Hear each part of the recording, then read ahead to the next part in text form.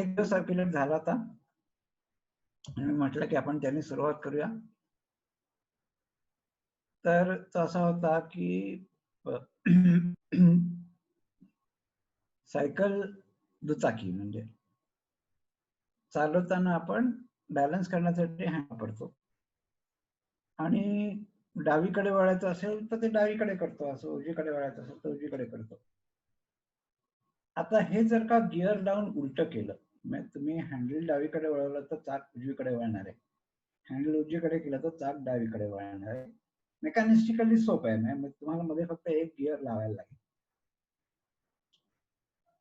तर असं जर का केलं तर तुम्हाला सायकलवर बॅलन्स करता येतं का, असा प्रश्न होता. आणि त्याच्यामध्ये त्याने दाखवलं होतं की नाही येत, म्हणजे जमणं लगेच तर शक्य नसतं. खूप प्रॅक्टिस केल्यानंतर येणार नाही का, तर खूप प्रॅक्टिस केल्यानंतर येईल. पण आपल्या डोक्याला हे समजून, म्हणजे कॉन्शियस हे समजलं की उजवीकडे वळवायचंय का, तर मग मला डावीकडे वळवलं पाहिजे, डावीकडे चाक वळायला पाहिजे का, तर मी उजवीकडे वळवलं पाहिजे.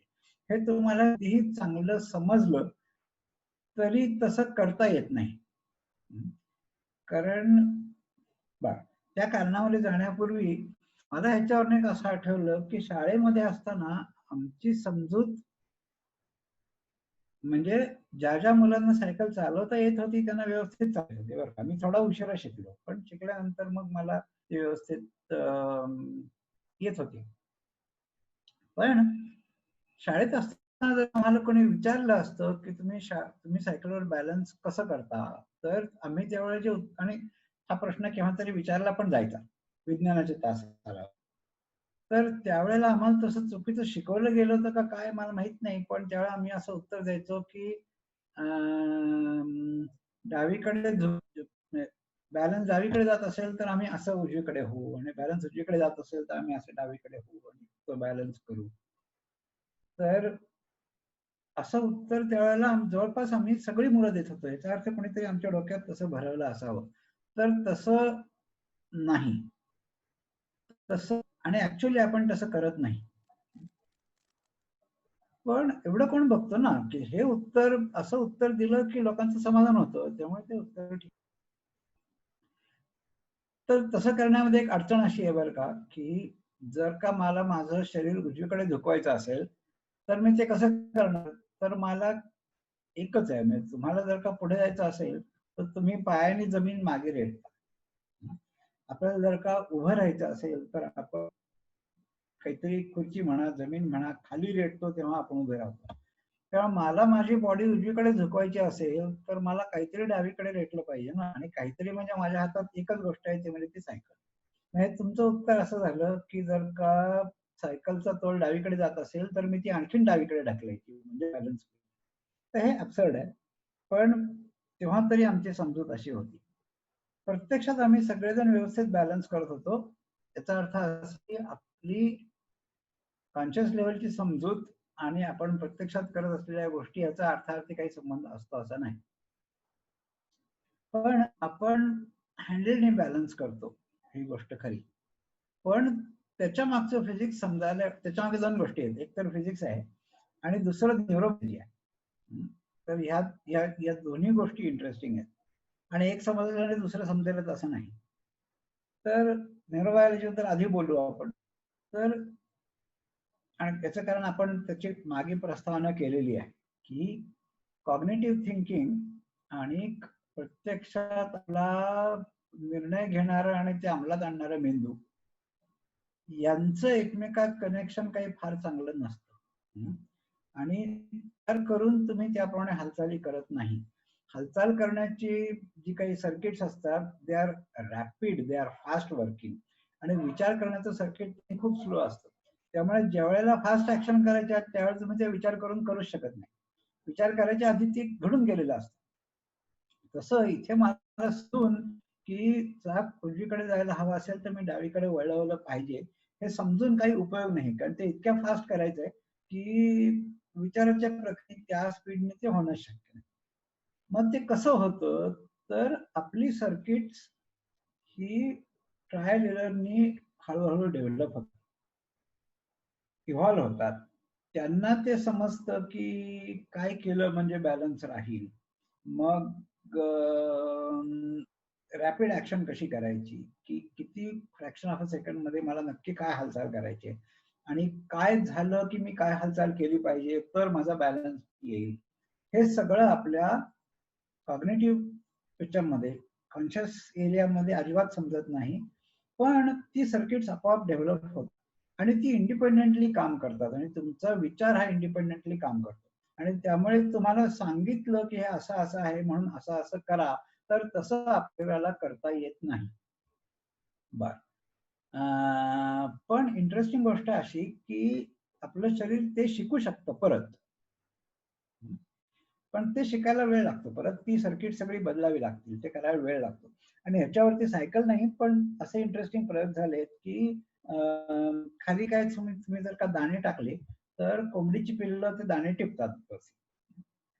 आता कोंबडीच्या पिल्लाच्या डोळ्यांना त्यांनी प्रिझम्स लावले आणि ते प्रिझम लावल्यामुळे ते दाणे जिथं आहेत त्याच्यापेक्षा एखादा सेंटीमीटर ते उजवीकडे दिसायचे.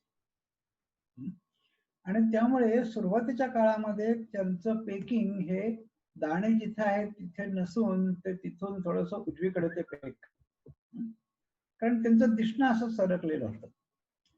आणि इट सो हॅपन की असं काही काळ केल्यानंतर हळूहळू त्यांचं पेकिंग सुधारलं आणि जरी त्यांची नजर लागल्या म्हणजे ते त्यांची सर्किट्स परत डेव्हलप झाली. अजूनही डोळ्यावरती प्रिझम्स होतेच बरं का, पण डोळ्यावर प्रिझम असून आणि प्रत्यक्षामध्ये ती इमेज ची साईड शिफ्ट होत असून प्रिझम त्यांना परत जसं दिसायला हवं होतं तसं दिसायला लागलं. याचा अर्थ असा की इमेज कशी फॉर्म होते याच्यावरती आपलं अवलंबून नसतं, तर आपला ब्रेन ते कसं प्रोसेस करतो त्याच्यावरती अवलंबून असतं. आणि ते योग्य तऱ्हेने प्रोसेस करणं हे ट्रायल एररनीच होतं. ट्रायल एररनी हळूहळू ती सर्किट्स आतमध्ये इव्हॉल्व्ह होतात आणि मग एकदा ती सर्किट बरोबर झाली की आपण त्याप्रमाणे करतो. तर हा पक्ष्यांचा प्रयोग जाऊ दे, एक साधी गोष्ट अशी आहे की आपल्या डोळ्यामध्ये इमेज उलटी तयार होते. खरं तर खाली डोकं, रेटिनावरची जी इमेज असते ती आपण समोर माणूस पाहत असं ती खाली डोकं वर पाय अशीच फॉर्म होते, पण ती आपण सरळ करतो. म्हणजे त्याचं इंटरप्रिटेशन आपण परत सरळ करून घेतो आणि आपलं वागणं सगळं समोरच्या हे सरळ आहे असं असतं. म्हणजे इमेज उलटी फॉर्म होत असली तरी आपण त्याचं इंटरप्रिटेशन करताना ती सरळ करून घेऊन बाकी सगळं प्रोसेसिंग करतो. तर त्यामुळे इमेज फॉर्म होते याला इतकं महत्व नाही, की तुम्ही प्रोसेस कशी करता याला जास्ती महत्व आहे. आणखीन एक गैरसमज ह्यातला असा, आपलं जरी विषयांतर होत असतो, गैरसमज आणखीन एक दुसरा असा की कंपाऊंड आईज असतात ना माशीचे किंवा इन्सेक्टचे इन जनरल, तर ते सुद्धा शाळेमध्ये आमची चुकीची समजूत करून दिली गेली होती आणि ती बराच काळ तशी होती बरं का, की त्यांचा एक डोळा नसतो तर त्या कंपाऊंड आईज मध्ये असे शेकड्यानी डोळे असतात आणि प्रत्येका एक त्याची एक वेगळी लेन्स असते, कारण प्रत्येकाचं 100 इमेजेस फॉर्म असतात तिथे. तर कोणीतरी असा आम्हाला सांगितलं होतं की लोकांनी त्या इन्सेक्टच्या डोळ्याच्या खाली कॅमेरे बसवून तिथून ती इमेज कॅप्चर केली आणि ती कशी दिसते वगैरे वगैरे. हे हे सगळं हॉलिवूडमध्ये केलेलं होतं आणि मी असं दाखवण्याचा प्रयत्न केला होता की इन्सेक्टला एका वेळेला 100 इमेजेस दिसतात किंवा जेवढे काही कंपाऊंड आईज मध्ये जेवढे युनिट असतील तेवढ्या इमेजेस एका वेळेला दिसतात. तर डझंट मेक सेन्स.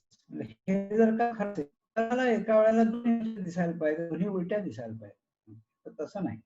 तर तशा या कंपाऊंड आईज मध्ये सुद्धा जे काही जरी 100 लेन्स असल्या आणि 100 इमेजेस तयार होत असल्या तरी त्यांना दिसताना 100 दिसतात असं मानण्याचं काही कारण नाही आणि अशी इमेज परसिव्ह करण्याचं पण काही कारण नाही. म्हणजे why should it evolve this way, त्याचं काही कारण दिसत नाही. अनेक लेन्सेस असण्याचे इतर काही ऍडव्हान्टेज असू शकतील, पण तुम्हाला 100 इमेजेस दिसतात हे म्हणण्यात काही पॉईंट नाही. तर इमेज कशी फॉर्म होते आपली इंटरप्रेट करतात तसं महत्वाचं आहे.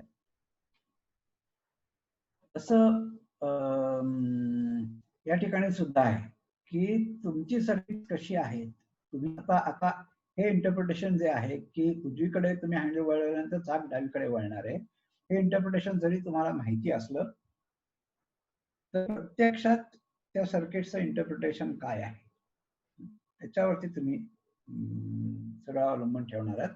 आणि ते बदलणं इतक्या रॅपिडली बदलणं तुमच्या हातात नाही आणि त्यामुळे तुम्हाला ती सायकलनी बॅलन्स करणं जमत नाही.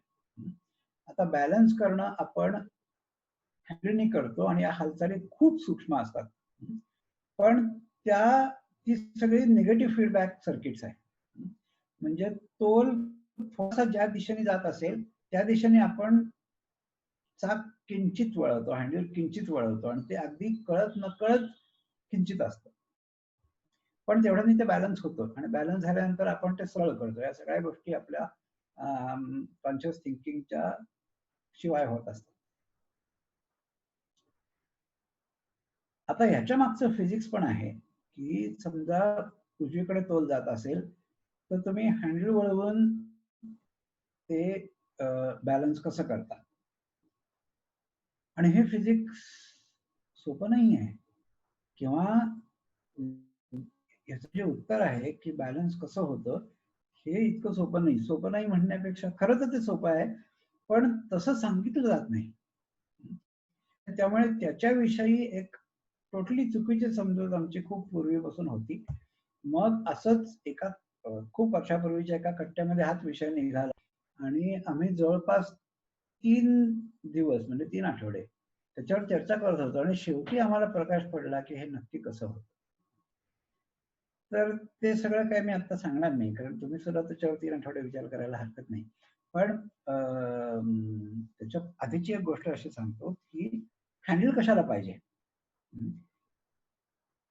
त्याच्याहून सोपा प्रॉब्लेम असा आहे की फक्त एक चाकच घ्या, सायकलचं एक काढलेलं चाक, म्हणजे हँडलचा प्रश्न नाही, बाकी सायकल नाहीच आहे, फक्त एक चाक आहे. हे चाक जर का तुम्ही असं नुसतं उभं ठेवण्याचा प्रयत्न केला तर ते उभं नाही राहत, ते इकडे किंवा तिकडे पडेल. पण ते जर का तुम्ही रोल केलं, त्याला गती दिलीत तर ते बराच काळ बॅलन्स पळतं आणि ते बराच काळ स्वतःला बॅलन्स करतं. आता इथं न्यूरोपॅथीचा काही संबंध नाही, हँडल नाहीये, काहीच कंट्रोल नाहीये, पण रोलिंग चाक बराच वेळ स्वतःला बॅलन्स करतो. इथे मला इंटरनेटचा काहीतरी अनस्टेबल मेसेज येतोय का ऐकू तुम्हाला? तुमचा आवाज ब्रेक होतोय मध्ये. हा मेसेज गेला, इंटरनेट अनस्टेबल. आता ठीक आहे का? गेला तो मेसेज? हो ठीक आहे. हा, तर हे नुसतं चाक स्वतः कसं बॅलन्स करतं जर का रोल होत असेल तर, आणि का फास्ट रोल होत असेल तर ते जास्ती काळ बॅलन्स याच्यामध्ये राहतं. अगदी स्लो असेल तर फार काळ राहत नाही. मग आणखीन याही गोष्टी बघा की, आणि हे करून बघायला सुद्धा हरकत नाही बरं का. आणखीन त्याच्यामध्ये बारकावे असे आहेत की ते स्लो झालं की त्याची गती बदलते, मग ते वॉबल होतं, असं होतं, तरी पण स्वतःला बॅलन्स करतं वॉबल होऊन सुद्धा. मग त्याच्या असं गोल फिरतं आणि मग शेवटी पडतं, आणि ज्या बाजूला ते गोल फिरतंय त्या बाजूला ते फायनली पडतं.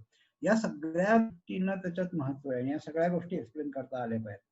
फार अवघड नाहीये, पण आपण अशा तऱ्हेने कधी विचार करत नाही म्हणून ते आपल्याला जमत नाही. पण तर आम्हाला शेवटी सापडली बरं का, पण त्याच्याबद्दल मी आता अजिबात बोलणार नाहीये की तुमची तुम्ही सोडवा, नाही सुटली तर बघू. पण सोपा प्रॉब्लेम सुद्धा कॉम्प्लेक्स असतो, त्यामुळे आपण बॅलन्स कसं करतो is a complex process, both neurobiologically आणि फिजिकली सुद्धा. पण न्यूरोबायोलॉजिकली त्यातला सर्वात महत्वाचा भाग असा की आपला कॉग्निटिव्ह कंट्रोल आणि मसल कंट्रोल यांच्यातलं कनेक्शन काही सरळ नाही. आणि त्यामुळे एखादी गोष्ट समजली आहे म्हणून मला माझ्या मसल्सला समजावून त्याप्रमाणे वागायला लावता येत नाही. आणि कुठल्याही गोष्टीचं शिकणं जे असतं ते असं असतं की त्याची थिअरी तुम्हाला समजण्याची अजिबात आवश्यकता नसते, पण युअर न्यूरॉनल सर्किट्स आणि नर्व मसल कनेक्शन्स ही जी काही आहेत ती ते शिकतात, तशी सर्किट्स डेव्हलप होतात. It is definite learning. म्हणजे त्याच्यामध्ये हेतू आहे, त्याच्यामध्ये एक प्रोसेस आहे. It is a directional process. म्हणजे इव्होल्युशन सारखं ते रॅन्डम काहीतरी आणि सिलेक्शन असं नाहीये. त्याच्यामध्ये काहीतरी एक डायरेक्शनॅलिटी नक्कीच आहे, हे नक्की आहे. पण तो त्याच्यात ट्रायल एरर होतात. म्हणजे ट्रायल्स अजिबात नाही आहेत असं नाही, तुम्ही ट्रायल एरर करता. पण इव्होल्युशनला हेतू नसतो, याच्यामध्ये हेतू असतो. त्यांनी तुम्ही पुढे जाता आणि तुम्ही ते शिकता. आणि एकदा ती सर्किट्स झाली बिल्डअप की ते तशीच किती काळ राहतील. आता सायकलिंगचा आणि पोहण्याचं असं म्हणतात की तुम्ही आयुष्यभर विसरत नाही. काही काही गोष्टी मंदारने परवा फेसवर विचारलं होतं की चाली कशा लक्षात राहतात. तर मला एखादं गाणं जर का खूप चांगलं आत्मसात झालं तर मी ते विसरत नाही. म्हणजे वयाच्या 5-6व्या वर्षी नुसते ऐकलेलं नाही, नुसतं ऐकून लक्षात नाही राहत, पण ते जर का माझ्या मनात बसलं असेल तर मी अजूनही मला आठवतं. माझ्या वयाच्या 5-6व्या वर्षी शिकलेली गाणी सुद्धा अजूनही आठवतात. परवाच माझ्या एका मित्रांनी आम्ही पिढीला असतानाची एक कविता, ती कविता तुझ्याकडे लिहिलेली आहे का असं विचारलं. म्हटलं लिहिलेलं नाहीये, पण बहुतेक मला आठवेल. आणि आठवली सगळी. काही गोष्टी आपण विसरतो, काही गोष्टी नाही विसरत. ह्या बाबतीत परत इंडिव्हिज्युअल व्हेरिएशन आहे की कोणाला काय लक्षात राहतं आणि कोणाला काय लक्षात राहतं.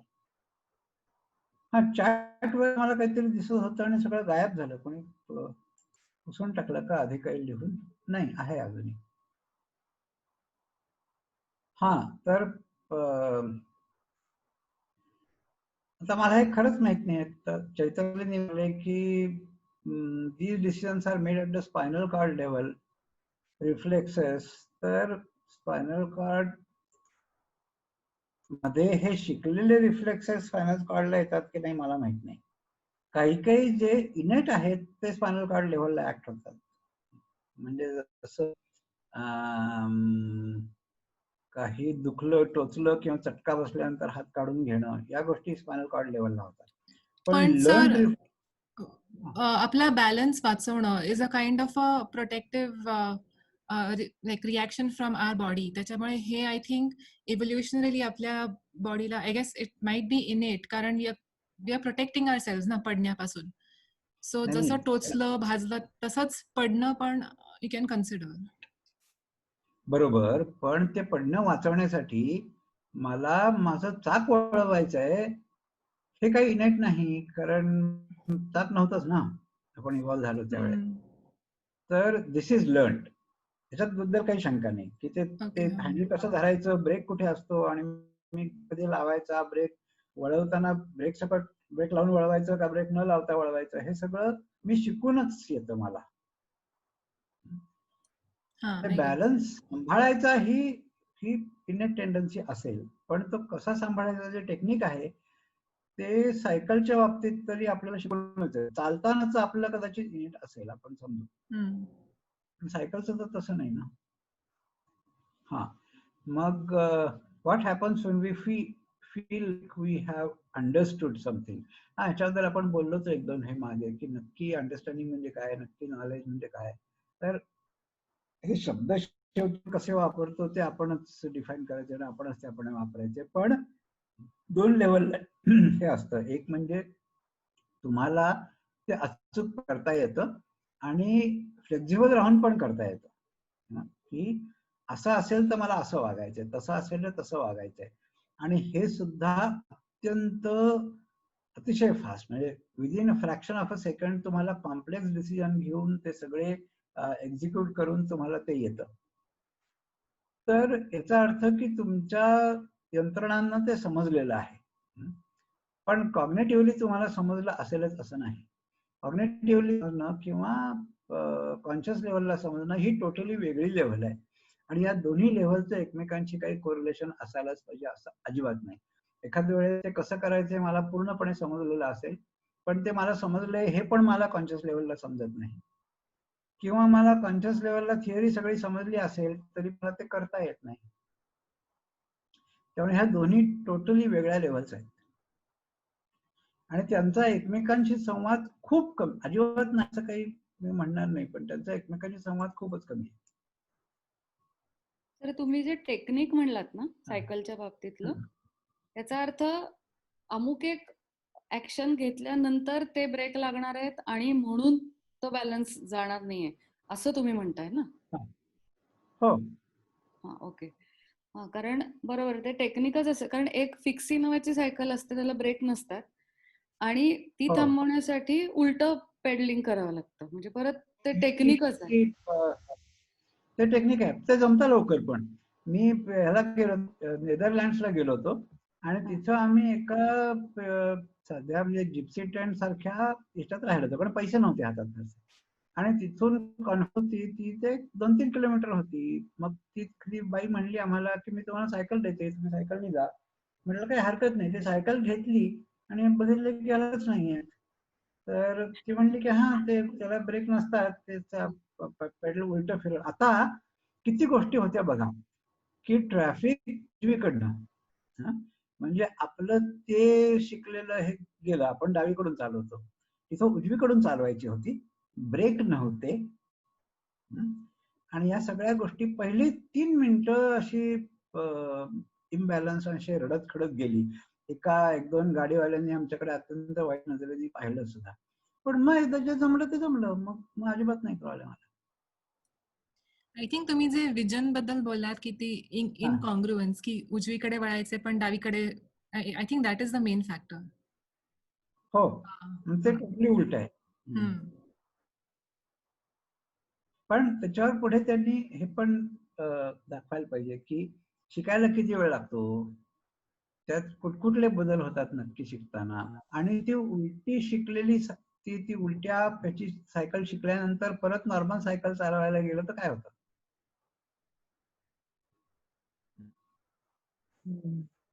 ते फिक्सीवरनं नॉर्मल यायला फार वेळ नाही लागत. आणि जो व्हिडिओ तुम्ही दिलेला त्याच्यात ते सांगतोय तो माणूस पुढच्या ह्याच्यात आहे का?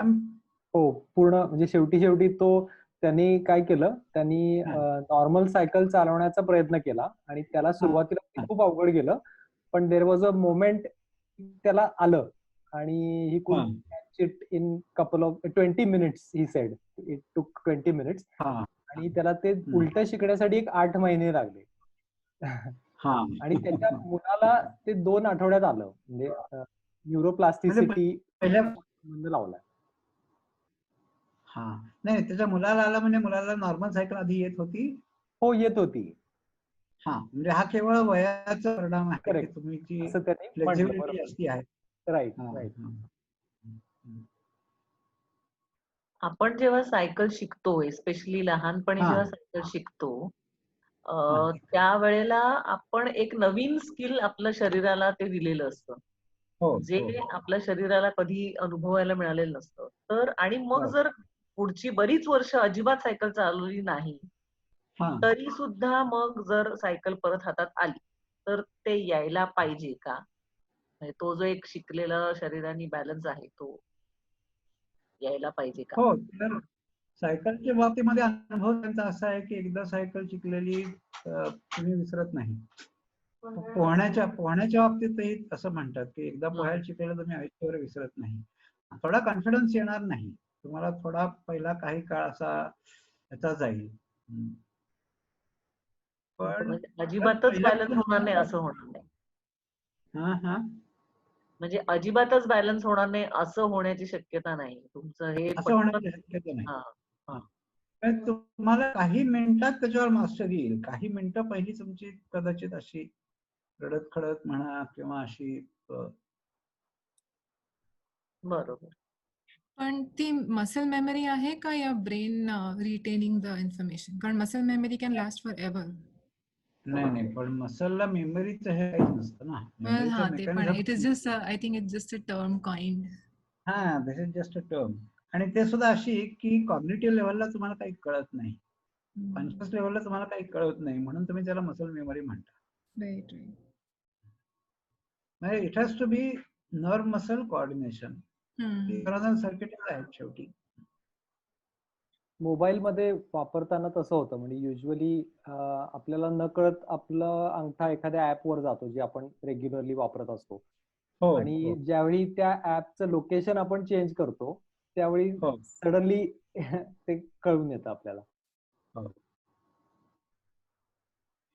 अशा सगळ्याच गोष्टी आहेत.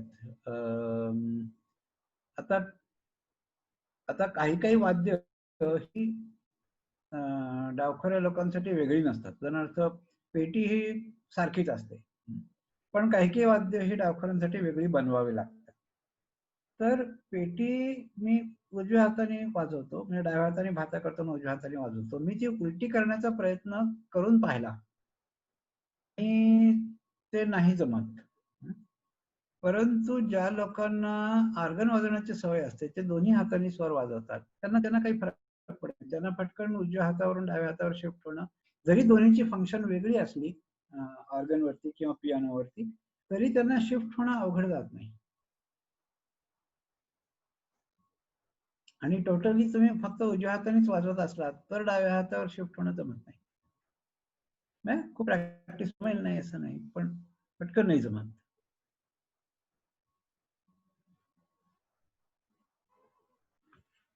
सर एक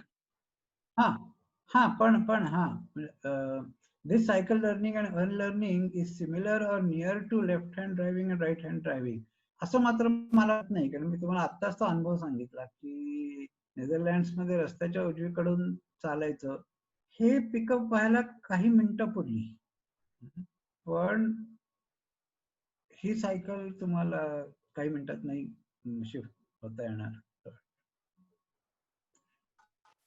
बर सर, लेफ्ट हँडेड ड्रायव्हिंग आणि राईट हँडेड ड्रायव्हिंग हे कदाचित तितकं सोपं असेल. व्हॉट अबाउट जस्ट सिम्पल हँडेडनेस, म्हणजे कुठलंही काम करताना आपण असं म्हणतो की बहुतेक जणांचा राईट हँड डॉमिनंट असतो किंवा काही जणांचा लेफ्ट हँड डॉमिनंट असतो, पण दोन्ही म्हणजे ॲम्बिडेक्स्ट्रस पण माणसं असतात बऱ्यापैकी. तर एखाद्या जर राईट हँडेड माणसाने ठरवलं की I am going to learn to use left hand, तर will it be similar to this cycle? म्हणजे तीही सर्किट्सच आहेत का? काही जण क्लेम करतात त्याच्यात काही जेनेटिक हे आहे की whether you are right handed or left handed, आणि so how much of it is learned? तर त्याच्यामध्ये काहीतरी हा इनेट भाग असणार, जेनेटिक असणार, पण may not be single gene. त्याचं कारण असं की हँडेडनेस तुम्हाला पक्ष्यांमध्येही दिसतो. म्हणजे झोपताना बदकं अशी मान उलटी करून चोच पंखात खुपसून झोपतात पहा, तर ते डावीकडून मान वळतात का उजवीकडून मान वळतात? तर त्याच्यामध्ये तुम्हाला पॉप्युलेशन पॅटर्न दिसतात की पॉप्युलेशन 90% ही डावीकडूनच वळवतात. हे आता मी कदाचित उलट म्हणत असेल, पण 5-10% उजवीकडून वळवताना दिसतात. किंवा जेव्हा एका पायावर उभं राहतात आणि एक पाय वर घेतात त्यावेळेला डाव्या पायावर उभं राहतात का उजव्या पायावर उभं राहतात, तर तुम्हाला असं दिसतं की एका जातीमध्ये 90-95% हे डावा तर डावाच पाय वापरतात आणि थोडीशी उजवा पाय वापरतात. याचा अर्थ की त्याच्यामध्ये काहीतरी टेंडन्सी असणार. जसं आपल्याकडे एक 10%च लोक लेफ्ट हँडेड असतात, लेफ्टी असतात, तसं असू शकेल. आणि दिस माइट बी इव्हॉल्व्ड. त्याचं कारण असं की देर is a frequency dependent advantage. सगळेजण जर का उजव्या हाताने लढत असले आणि मी जर का त्यांच्याशी डाव्या हातात गेलो तर मी एकदम त्यांच्यासाठी अनप्रेडिक्टेबल होतो आणि काही काळ तरी मला डाव्या हाताचं ऍडव्हान्टेज मिळतं. हे लढणं जाऊ दे, हे इव्हन टेनिस बॅडमिंटनला सुद्धा तुम्हाला एकदम डावखऱ्या माणसाला तुम्ही फेस केलं की तुमची पहिली काही मिनिटं गडबड उडते, पण त्याचा अंदाज येत एक्झॅक्टली. नाही. हो, गुड एक्सपिरियन्स विथ दॅट. हा हा. तर त्यामुळे एक थोडस फ्रिक्वेन्सी डिपेंडंट ऍडव्हान्टेज मिळत असणार आणि त्यामुळे काही लोक ते उलटी होतात. त्याच्यामध्ये काहीतरी इनेट एलिमेंट प्रॉमिनंट आहे. असणार. हा, क्रिकेटमध्ये हे खूप प्रॉमिनंट आहे. हो ना, लेफ्ट हो ना. हँडेड बॉलर्स फेस करायला फार त्रास होतो हो, सुरुवातीला. हो, हो. सुरुवातीला Yes. बरोबर. तर ते तेवढा तो सुरुवातीचा ऍडव्हान्टेज मिळून जातो. Yes. This is a frequency dependent advantage. ते जोवर दुर्मिळ आहे तोवरच त्यांना खेळायला तुम्हाला त्रास होतो. 50% जर का असतील तर तुम्हाला दोन्हीची सारखीच सवय होईल. मग तो डावा आहे का उजवा आहे आणि तुम्हाला काही फरक पडणार नाही. त्यामुळे the advantage is there as long as you are rare. पण हे 50-50 कशामुळे नसेल इव्होल्युशनरीली? तेच सांगितलं ना की 50-50 आलं की तुमचा ऍडव्हान्टेज गेला, किंवा काय म्हणजे तुम्ही किंवा 20% वर गेलात की तुमचा Right, ऍडव्हान्टेज right. गेला. पण मग तुमचा why advantage- right handedness are more then? हो. त्याचं इव्होल्युशनरी रिझन काय असेल की one handedness is more than other? मी म्हटलं ना की हे पक्ष्यांमध्ये सुद्धा तुम्हाला दिसतं, तर it might be left in some species, it might be right in some species. Okay. पण त्या स्पीसीज मध्ये जर का त्याचं फंक्शन काही असं असेल की ज्याला हा एअर असण्याचा ऍडव्हान्टेज मिळतोय, तर you will always see that some individuals evolve the other way. Okay. मग सर, राईटच काय नाही, याला काही उत्तर नाही. अच्छा. मला आता नेमकं आठवत नाहीये, but I think there are some fishes which are actually asymmetric and they are always I think on the right hand side. म्हणजे ती जी एसिमेट्री असते त्याच्यात लार्जर आणि स्मॉलर किंवा असं काहीतरी हे असतं, एक बाजू हे, किंवा त्यांचं डोळ्याचं पोझिशन, किंवा I don't remember exactly, I don't know if you know about this already. तर ते एकाच बाजूला त्यांचा तो सगळ्या पॉप्युलेशन मधले they are bias towards just one side. म्हणजे आता तुम्ही जसं बदकांचं म्हणलात, पण that is behavioural, but this is structural asymmetry and it is always towards one side. असतं की आता आपलं हार्ट सुद्धा असं वन साइडेड नाही का, म्हणजे सेंटरलाच असतो, पण it is tilted towards left. हा हा. तर म्हणजे वाय डज इट, ती जी प्रॉपेन्सिटी आहे की राईट हँडेडनेस, ही जी प्रॉपेन्सिटी आहे, किंवा शेल्सचं स्वर्ल्स जे असतात ते राईट हँडेड आणि लेफ्ट हँडेड असतात. हा, तर त्याच्यावर माझ्या मते काहीतरी काम झालेलं आहे. पण even there I think one of it is dominant, की right handed shells are dominant, किंवा असं एक काहीतरी ते डॉमिनंट असतं. And most of the times it is right handed, not left handed. तर ह्याच्याबद्दल कोणी काही विचार केलाय का, की why there is a bias towards right handed, right side असं? नाही माहिती मला, म्हणजे हा डेव्हलपमेंटल बायोलॉजीतला काहीतरी. सर, मला असं म्हणायचंय, फिडलर क्रॅब मध्ये पण एकच त्याची नांगी मोठी असते, ती डावी का उजवी हे माहित नाही आपल्याला. फिडलर क्रॅब मध्ये स्पीशीज वाईज ते व्हेरी होतं. I was just searching on that. पण त्या स्पेसिफिक स्पीशीज मध्ये वेगळं वेगळं असतं की नाही हे मला पण नाही माहिती. बट उजवी आणि डावी दोन्ही असतात असं जनरली फोटोज मध्ये तरी बघून येत आहे. Whatever I have observed, generally जेव्हा मी बघितलेले आहेत आणि एकाच ग्रुप मध्ये आहेत तेव्हा सगळ्यांच्या एकच साइड होत. But all throughout all the species of fiddler crabs will have only right side किंवा ओनली लेफ्ट साइड असं नाहीये. मग याच्यावरनं अजून एक सुचलं की आपण इव्हॉल्युशनरी तुम्ही आता म्हणालात, सो टेकिंग एक्झाम्पल, आपल्याला म्हणजे हे क्लीनलीनेस वगैरे आपण जे काय म्हणतोय, गावाकडे सर्रास वापरले जाणारा खाण्याचा हात आणि धुण्याचा हात, डिरेक्शन द्यायचा असेल तर असं म्हटलं जातं. तर हे पॉसिबली कल्चरल इव्होल्युशन जेव्हा व्हायला लागलं त्याच्यानंतर आलेल्याचे चान्सेस जास्त वाटतात रादर दॅन जो आदिमानव करत असेल किंवा होमो इरेक्टस करत असतील पॉसिबली, तेव्हा खूप वेगळं असेल कदाचित. नाही, कल्चरल त्यात आपण काही गोष्टी विशेषतः गेल्या पिढीमध्ये की डाव्या हाताने लिहिणं हे फार वाईट समजलं जात असे. त्यामुळे शाळेत मुलांना अगदी बळानेच उजव्या हाताने लिहायचे. डावखरे असण्याची टेंडन्सी असलेल्यांना सुद्धा उजव्या हाताने लिहायला लावायचे. अशक्य नसतं ते. यू कॅन इम्पोज की नाही ही गोष्ट उजव्या हातानेच केली पाहिजे किंवा ही डाव्या हातानेच केली पाहिजे. इम्पोज केलं तर करू शकतो आपण, तेवढी हे नसते. पण हे लोकांनी दाखवलेलं आहे की काहींची टेंडन्सी ते डाव्या हाताने करण्याची असते आणि गिव्हन सफिशियंट फ्रीडम तर ते डाव्या हाताने. So I mean culturally evolution हे म्हणता येईल का? कारण कुठल्या तरी आपल्याकडे दोन गोष्टी आहेत आणि त्यातल्या एकाला उजवा ठरवतोय आपण आणि एकाला डावं ठरवतोय.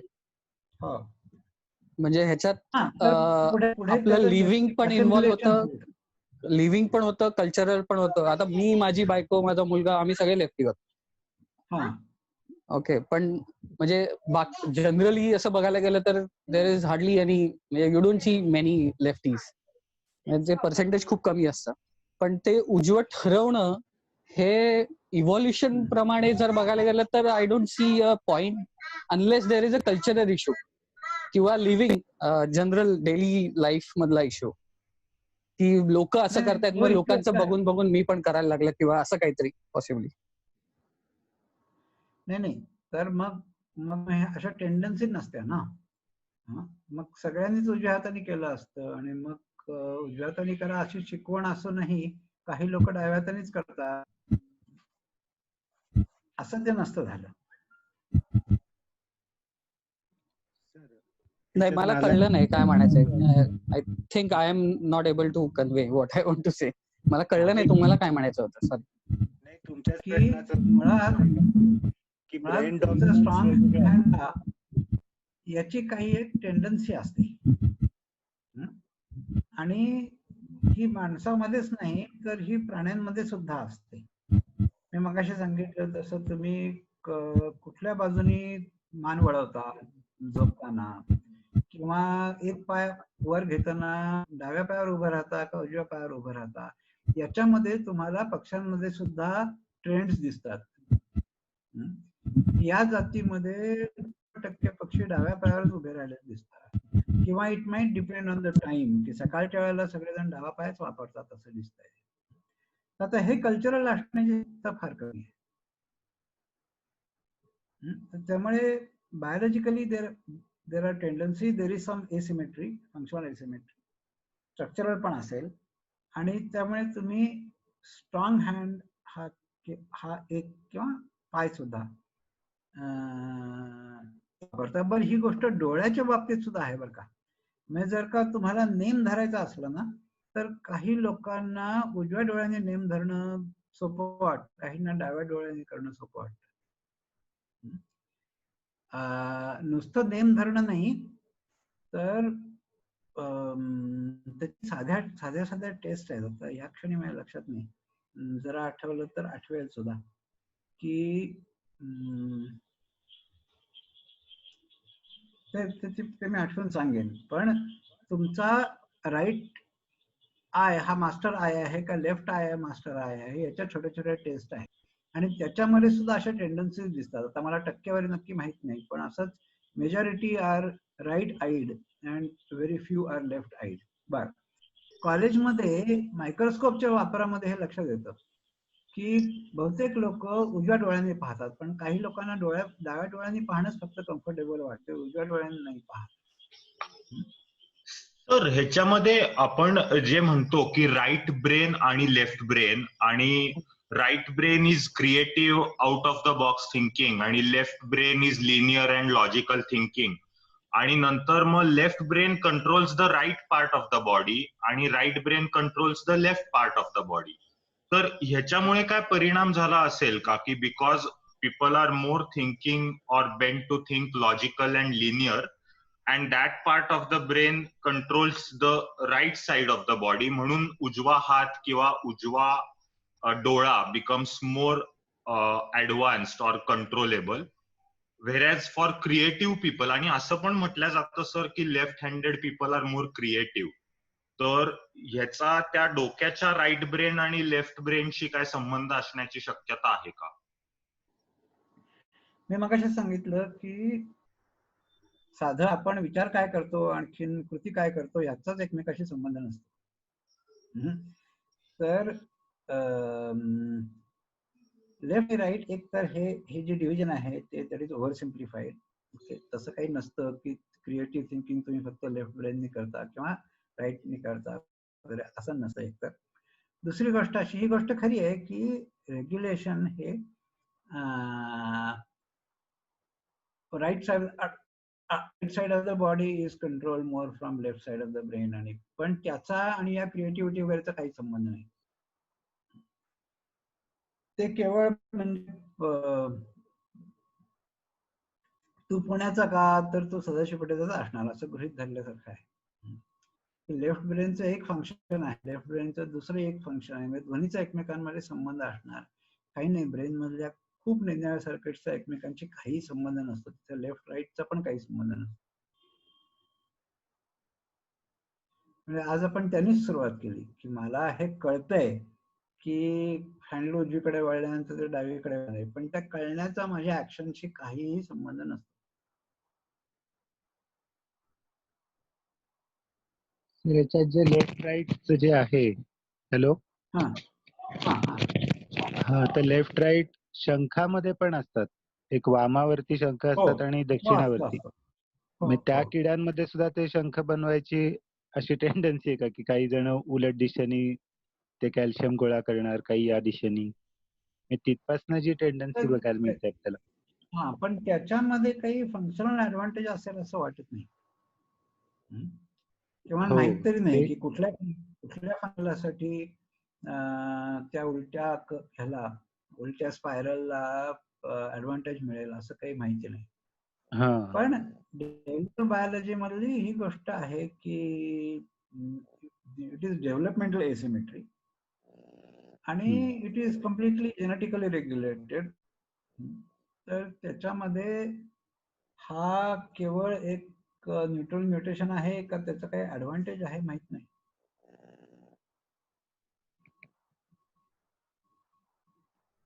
आणि लेफ्ट राईटच्या बाबतीत बोलायचं झालं तर काही लोक आता म्हणजे रवी शास्त्री सारखा माणूस जो बॉलिंग डाव्या हाताने करतो पण बॅटिंग मात्र उजव्या हाताने करतो, म्हणजे असं सुद्धा आहे अशा ह्याच्यात.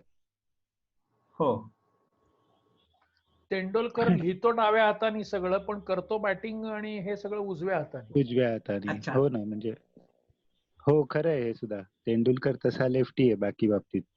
हो. म्हणजे याचं कसं लॉजिक लावायचं हा खरा प्रश्नच आहे. इवन लेफ्ट हँडेड लोकांमध्ये जे आपलं स्पीच सेंटर आहे, जे राईट हँडेड मध्ये लेफ्ट हेमिस्फिअर मध्ये असतं, ब्रोकाज एरिया, पण लेफ्टी लोकांमध्ये मात्र ते राईट ब्रेन मध्ये स्कॅटर्ड असतं असं म्हटलं जातं. त्याचाही काय रिलेव्हन्स काय म्हणजे माहिती नाही खरं, की राईट हँडेड लोकांना जर का त्या भागात स्ट्रोक बसला, ब्लिडिंग झालं तर त्यांची वाचा जाते, पण लेफ्ट हँडेड लोकांना राईट ब्रेन मध्ये त्याच ठिकाणी झालं तर त्यांची वाचा जात नाही, कारण त्यांचं ते जो वाचा बनवणारं जे सेंटर आहे ब्रोकाज एरिया ते स्कॅटर्ड असतं. अशी पण काय किंवा म्हणजे त्यांच्या ब्रेन मध्ये पण काही ना काहीतरी स्ट्रक्चरल डिफरन्सेस आहेत असं एक प्रायमरी अंडरस्टँडिंग आहे. त्याच्यावरती डिटेल किती रिसर्च झाला माहित नाही. हा जो ब्रेनचा ट्रेंड आहे हा एक साधारणपणे 40 वर्षापूर्वी खूप प्रॉमिनंट होता रिसर्चर्स मध्ये, की सगळ्या फंक्शनच्या शोधायच्या की हे इथून कंट्रोल होतो, ते तिथून कंट्रोल होतो. आणि नंतर लोक असं म्हणायला लागले की हे इतकं रिजिड नाहीये बरं का, ते कॉम्पेन्सेटिव्ह होतं, एखादा एरिया डॅमेज झाला तर त्याचं फंक्शन दुसऱ्या एरियामधून टेक ओव्हर होतं. त्याच्यामध्ये भरपूर आहे आणि त्यामुळे हा हा खरंच न्यूरोबायोलॉजी मधला एक 40-50 वर्षापूर्वीचा ट्रेंड होता की प्रत्येक फंक्शनच्या त्या शोधायच्या आणि हे रेग्युलेशन इथून होतं, ते रेग्युलेशन तिथून होतं, असं मॅप करायचं. ते नंतर हळूहळू लोकांनी सोडून दिलं, कारण त्याला एका ठराविक मर्यादेपेक्षा त्याला काटेकोरपणे तुम्हाला यश मिळत नाही. त्यात फ्लेक्झिबिलिटी बरीच आहे. हो, मोटर कॉर्टेक्स साठी म्हणजे प्री सेंट्रल गायरस जी आहे ती मानली जायची की ते सगळं कंट्रोल करते आपल्या व्हॉलेंटरी मुवमेंट सगळ्या.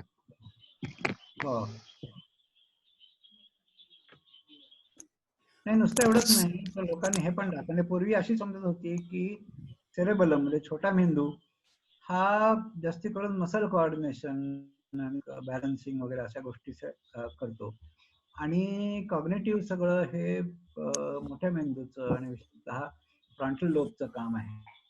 पण नंतर लोकांनी असं दाखवलं की सेरेबलर डॅमेजनी कॉग्निटिव्ह डॅमेज होऊ शकतो.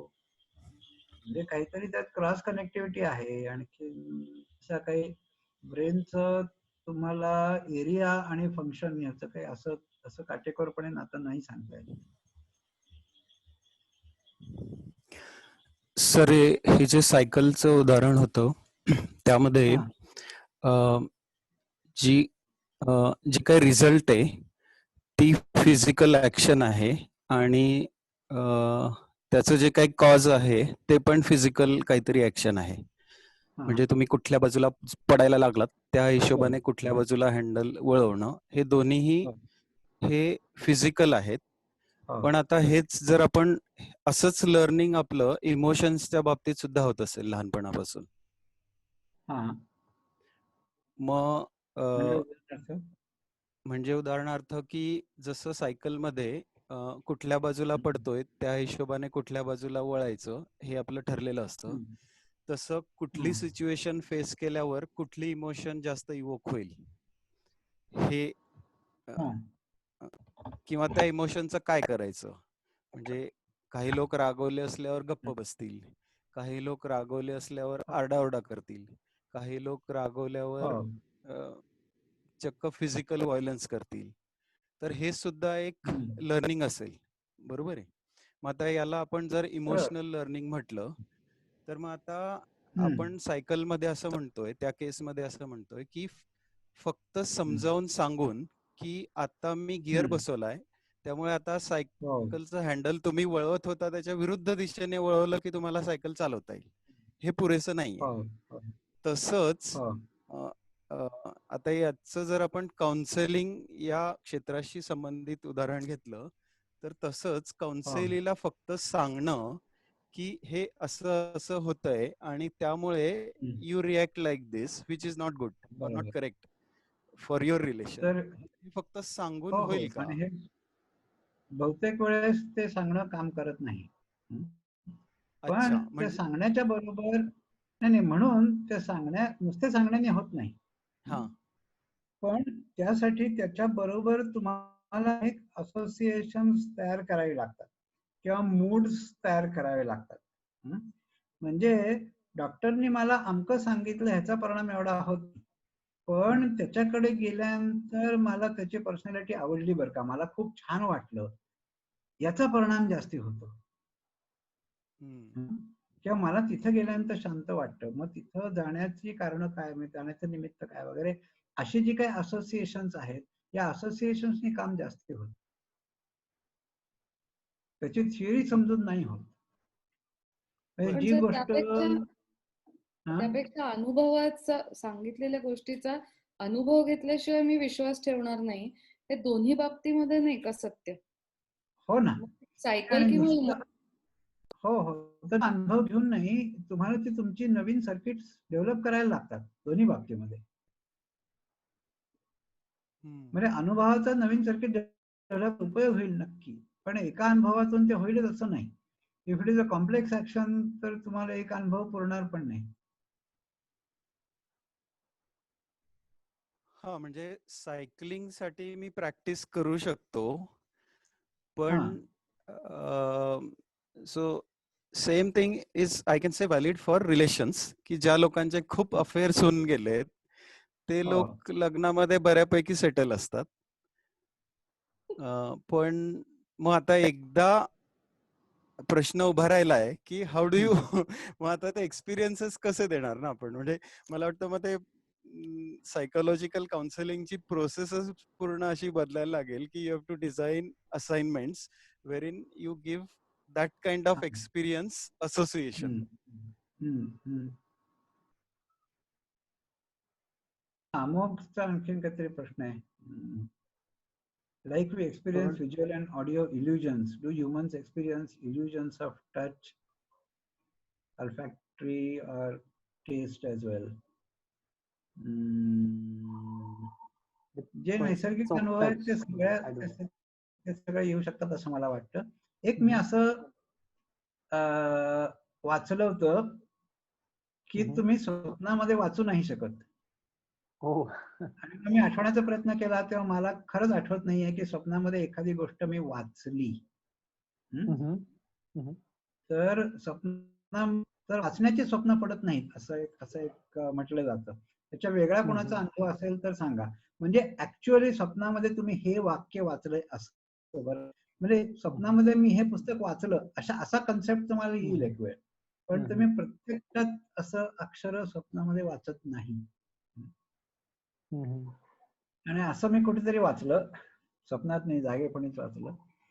आणि नंतर मी आठवण पाहण्याचा प्रयत्न केला तर मला नाही आठवत स्वप्नात काही वाचल्याचं. तुम्हाला काही आठवत असेल तर सांगा. इंटरेस्टिंग.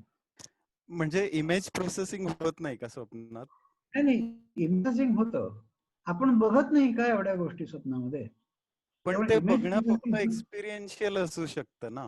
म्हणजे मी मिलिंद वाटवे सरांना प्रत्यक्ष पाहिलं नसेल, कारण तुम्ही असण्याचा अनुभव मला झाला तर तेवढ्यावरनं मी पुरेसं म्हणेन की हा ती व्यक्ती म्हणजे वाटवे सर होते, ती व्यक्ती म्हणजे अमोघ होता. त्यामुळे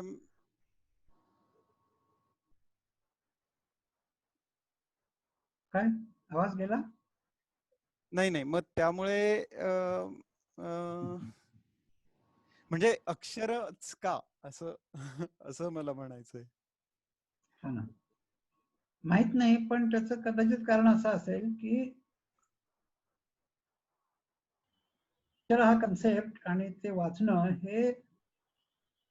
हे टोटली कल्चरल आहे. म्हणजे त्यात बायोलॉजिकल कॉम्पोनंट काही नाहीये.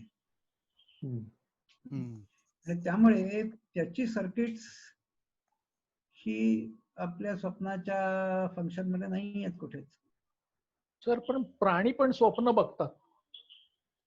हो बघतात, बघत असावेत, म्हणजे असं त्यांच्या बिहेवियरवरनं वाटतं आपल्याला. नाही बघतात, कारण माझा कुत्रा बरेचदा झोपेत पळत असतो आणि भुंकत पण असतो.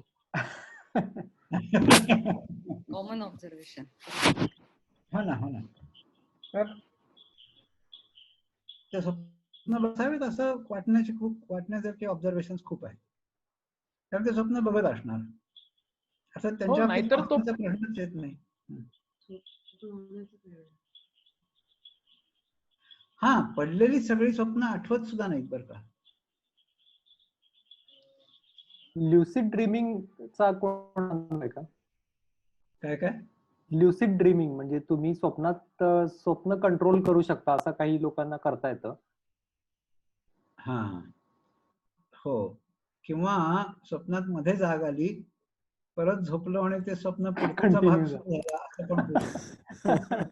ते मी स्वतः बरेचदा करतो, कंटिन्यू करतो स्वप्न. हो, मी पण स्वप्न रिव्हर्स करून पाहिलं 1-2 वेळेस, आठवतं मला.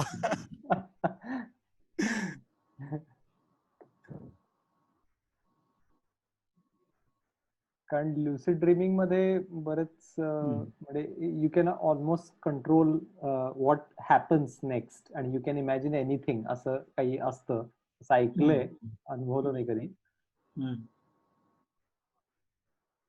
It's possible.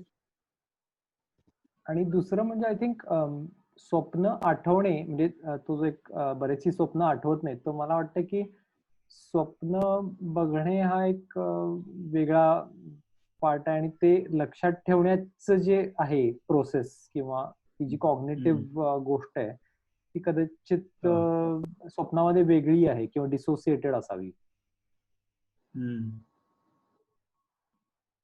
किंवा आय डोंट नो इव्होल्युशनरीली त्याचा यूज नसावा. हा म्हणजे त्या सगळ्याचा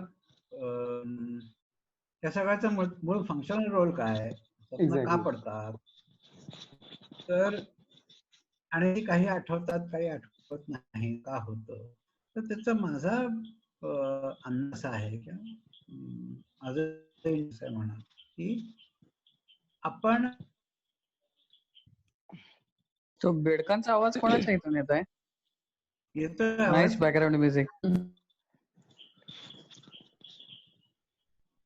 नाही मला इंटरनेट मला इंटरकनेक्ट सरांच्या पाठीमागे छान ग्रीन्स आहे. गिरिजा शंकर मध्ये राहतात, त्यांच्या घराच्या जवळच चांगलं ग्रीन आहे निखिल, त्यामुळे तुला आवाज येतोय. Okay okay. हा आवाज मला कम्प्युटर मधून येतोय. माझ्याकडे माझ्याकडे पण ओरडतात बेडकू भरपूर. सुडोफिलटसचे आवाज वाटतात मिक्स भरपूर असं वाटतं मला. नाही सुडोफिलटस निक्टिबॅट्रिकस स्वीट कॉल देतात. बुश फ्रॉग्स आहेत. बुश फ्रॉग्स या.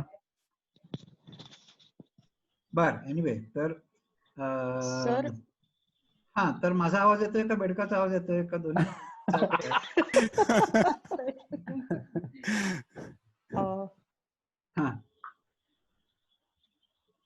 बोला कोणीतरी काहीतरी विचार.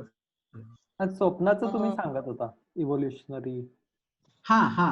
तर माझं इंटरप्रिटेशन असं आहे की आपण आवरावर करत असतो आणि झोपेची खूप गरज असते. याचं कारण आपलं इन्फॉर्मेशन कलेक्शन एवढं आहे की एवढी इन्फॉर्मेशन स्टोअर करणं शक्यच नाही आपल्या मेंदूला. तर त्यामुळे त्याच्यामध्ये बरंच क्लासिफिकेशन करून नको त्या गोष्टी डिस्कार्ड करतो, फाईलच्या फाईल डिलीट करतो, आहे ते नीट क्लासिफाय करून ठेवण्याचा प्रयत्न करतो. अशा गोष्टी झोपेमध्ये आपला ब्रेन करत असणार आणि त्यापैकी काही चुकून या कॉन्शियसनेसच्या अरेनामध्ये येतात किंवा त्याच्याशी कुठेतरी त्याचा रिमोटली का होईना कॉन्टॅक्ट येतो आणि त्यामुळे ते जाणवतं आपल्याला. बरं त्याच्यामध्ये असं आहे की तुम्ही रॅन्डम गोष्टींची आवरावर करत असता, त्याच्यामध्ये काही ठराविक सिक्वेन्सनी करत असता असंही. त्यामुळे स्वप्नामध्ये खूप गोष्टी अशा इंटरमिंगल झालेल्या असतात आणि तुम्ही कुठूनही कुठेही जाता आणि हे चुकून कॉन्शियस एरियामध्ये येतं. त्या एरवी गोष्टी या कॉन्शियसनेसच्या बाहेरच व्हायला पाहिजेत त्या, असं माझं इंटरप्रिटेशन आहे. आणि ते करत असताना जर का जाग आली तर ते आपल्या लक्षात राहतं. जाग माझा तरी अनुभव असा आहे की जर का स्वप्न पडलं आणखीन संपलं आणि परत झोपलेलंच असेल तर उठल्यानंतर फार तर कधीतरी मला काहीतरी वेगळी स्वप्न पडलं होतं असं वाटतं, त्याच्या पुढे आठवत नाही. पण जर जाग आली स्वप्न पडत असताना तर आठवतोय की अरे असं स्वप्न पडत होतं, मला जाग आली. सर मला एक नेहमी स्वप्न पडतं आणि घाम येतो मला दरवेळेला की रोल संपलाय. कारण मी रोलच्या जमान्यातला माणूस आहे की आपले 36 संपलेले आहेत आणि आता काय, आणि मग मला जाग येते त्याच्यात. समोर काहीतरी असं छान एक्साइटिंग दिसतंय आणि आता आपल्या समोर. खूप जणांना म्हणजे आता परीक्षा होऊन 25 वर्ष जरी झाली असेल शेवटची परीक्षा देऊन तरी गणिताचा पेपर आहे आणखी माझी अजून तयारी झाली. मला खूप वर्ष अजूनही क्वचित होतं. मला खूप वर्ष मला एका टाइम लिमिट मध्ये अमुक ठिकाणी पोचायचंय आणि मी त्याच्यासाठी खूप करतोय. मग चालत असेल, पळत असेल, रिक्षा मिळत नसेल, गाडी पकडत असेल, पण मला कुठेतरी पोचायचंय आणि त्याला टाइम लिमिट आहे. असं स्वप्न मला बराच काळ पडत आलेलं आहे. मग जर प्रचंड व्यायाम झालेला असल्यानंतर काय बेशात स्वप्न पडतील तर मग त्याचा हा कॉन्शियस काय सेमी कॉन्शियस सबकॉन्शियसची कसा मस्क्युलर फटीग आणि असा संबंध आहे? हो नाही, मस्क्युलर फटीग पेक्षा तुमचं म्हणजे the brain it self needs rest.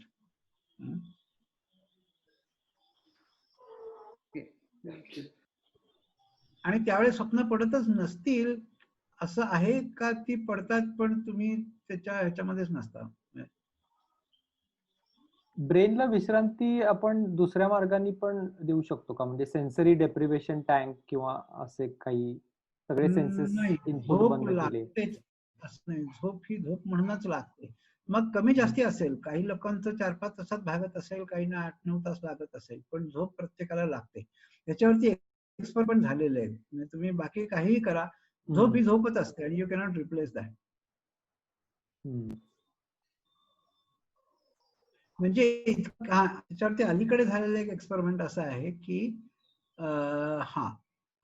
Partly you can replace sleep. तर तो एक्सपेरिमेंट असा आहे की तुम्ही काही अँटॉक्सिडंट प्रॉपर्टीज किंवा अँटॉक्सिडंट ऍक्टिव्हिटी जर का वाढवली ब्रेन मधली तर you can at least partly replace sleep. पण हा एक्सपेरिमेंट माणसातला नाहीये, हा एक्सपेरिमेंट ड्रॉसोफिला मधला आहे. तर तो माणसाला लागतं की नाही तसं. पण जवळपास ब्रेन असलेल्या किंवा बऱ्यापैकी डेव्हलप नर्वस सिस्टीम असलेल्या सगळ्या प्राण्यांना झोप लागते, झोपेची आवश्यकता असते. एवढं नाही. सर पण झोपेचं सोडून प्राण्यांना का स्वप्न पडत असावीत? If they are programmed for their life असं इन जनरल आपण म्हणतो, मग त्यांना काय स्वप्न पडत असतील? आणि मला असं फर्म माझा बिलीफ आहे की माझ्या कुत्र्याला स्वप्न पडतं ते त्याच्या गल्लीमध्ये एकच दुश्मन आहे, तो बाकी कुठल्याही कुत्र्यांवरती भुंकत नाही, पण त्याला तो आला की मात्र तो नर्वस होतोय. नाही मग त्याचं स्वप्न पडतं का त्याला, असं मला बरेचदा प्रश्न पडतो की त्यांनाही अशा टाईपची मेमरी किंवा असं असतं का की ह्याला आपल्याला काय त्याचा रायव्हल आहे की तोच त्याच्या स्वप्नात येतो का? आता या गोष्टी आपल्याला कळायला काहीच मार्ग नाही अनलेस तुला आता इतका इंजिनियर्स एक्सपेरिमेंट सुचला की मला हे टेस्ट करून बघता येईल. एरवी काय हे नुसत्या आपल्या कल्पनेच्या गोष्टी. बर, आकाश, बेडूक आणि बेडकांच्या आवाजावर एकदा बोला. बर, बेडकांच्या आवाजात बोला असं नाही म्हणलं. बर, it is amazing how you could identify the kind of based on the sound. मी नाही, आपल्याकडे बेडकांमधले काही लोक तज्ञ आहेत पण मी नाही त्यातला.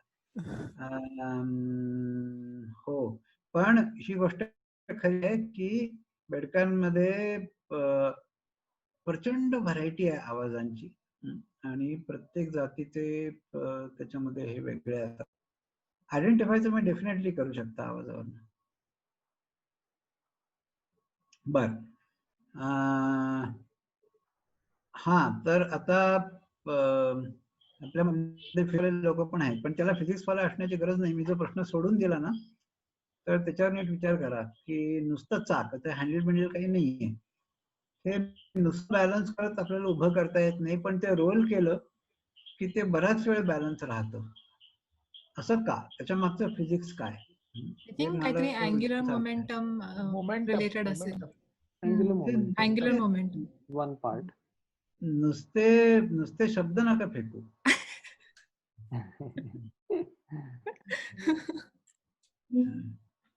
तर असं वर्गात असल्यासारखं वाटलं. वर्गात असल्यासारखं वाटलं. त्या शब्दांचं असं असतं की आपल्याला एखादा शब्द माहिती झाला की त्याला माहिती असं वाटतं. तर विच इज ऍक्च्युअली वर्स दॅन नॉट नोईंग. एनिवे, तर सांगा विचार करून पुढच्या वेळेपर्यंत. मध्ये पोस्ट करायला पण हरकत नाही तुम्हाला काही उत्तर मिळालं असं वाटलं तर, किंवा त्याच्यावर आणखी काही शंका आल्या तर, किंवा काही लीड्स मिळाले असं वाटलं. बर, आता सगळेजण व्हॉट्सअप ग्रुपचे पण मेंबर आहेत आणि मैथिली पण आता ऍडमिनचं काम बघणार आहे. त्यामुळे असं होणार नाही की आम्हाला वेळ नाही त्यामुळे कोणाचं नाव ऍड केलं नाही. बरं, फक्त कोणाचं नाव ऍड करायला जर का सुचवत असाल तर थोडीशी त्या माणसाची बॅकग्राऊंड पण 2-4 ओळीतच, फार मोठं निबंध नको, पण त्याचा इंटरेस्ट काय असणार आहे ह्या ग्रुप जॉईन होण्यामध्ये 1-2 वाक्यामध्ये तरी आपल्याला कळलं म्हणजे अंदाज येईल की कोण आहे, त्याची बॅकग्राऊंड काय आणि कट्ट्यासाठी का जॉईन व्हायचं.